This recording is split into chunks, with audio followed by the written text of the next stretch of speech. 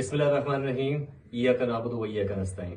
मेरे पाकिस्तानियों अस्सलाम वालेकुम। मैं आपसे आज इसलिए बात करना चाह रहा हूं कि मैं बताना चाह रहा हूं कि हमने कैसे एक चोरी को, एक मक्कारी को आम कर दिया है। आजकल अगर आप किसी भी टीवी चैनल में बैठे तो आपको नजर आएगा कि कैसे ये तज्जिया निगारी के अंदर लोगों को जो बैठे होते हैं सहाफी बता रहे होते हैं कि पीटीआई पाकिस्तान तहरीक इंसाफ को मुंह ऑन कर देना चाहिए, जो मैंडेट चोरी हुई है। लेकिन हमें देखना चाहिए कि इस वक्त ये जो सहाफी हैं, जो कुछ सहाफी और कुछ दीगर रहनुमा हैं मुख्तलिफ जमातों के, ये अपनी अक्कासी कर रहे हैं अपने किरदार की। क्योंकि अगर देखा जाए अवाम को जितना ये बेवकूफ समझते हैं, अवाम अब उतनी माकूल रही नहीं। अवाम सब जानती है और देख चुकी है। इस वक्त आपकी मिसाल वैसी ही है जैसे आप किसी कटेरे में खड़े हों और एक फील्ड हो और उस फील्ड के ऊपर बेंचेस बैठे हो। उस बेंच के अंदर आवाम आपकी हर कारकर्दगी को अपनी आंखों से देख रही है और वो जानती है कि सच क्या है, लेकिन वो देखना चाह रही है कि आप अपने सच्चाई और मक्कारी के किस आला मकाम या किस निचले मकाम पे खड़े हैं। तो मेरी गुजारिश आपसे ये है कि इंसान की जिंदगी की अहमियत समझें।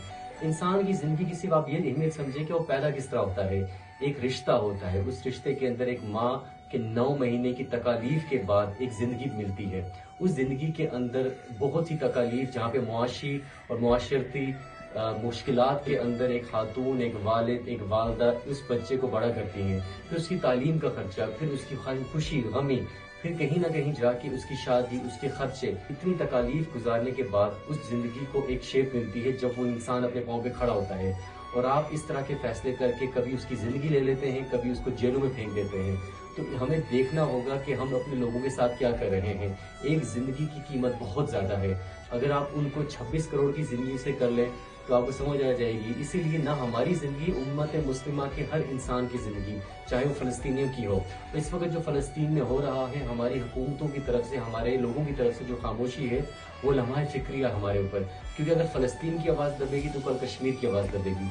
तो हमें देखना है ये जो सारा एक मजमुआ बना हुआ है मुश्किलात का, हमें इसको सॉल्व करना है। वो किस तरह होगा? जब हमारे मुंतखब अरकान असेंबली वहाँ पे मौजूद होंगे। मुंतखब इसलिए जिनको इंतखाब के जरिए अवाम ने लाया है। तो मेरी आपसे गुजारिश है कि जो लोग बैठे हैं, जो इस वक्त तज्जिया निगारी कर रहे हैं, जो तज्जिया निगारी के अलावा जो रहनुमा है, सियासी रहनुमा, जो भी झूठ बोल रहा है वो अपने आप से बोल रहा है। क्योंकि कौम सब जानती है, अवाम देख चुकी है। प्लीज पाकिस्तान को बचाएं, झूठे बयानिए से निकलें और हक और सच्चाई की जीत हो। पाकिस्तान जिंदाबाद।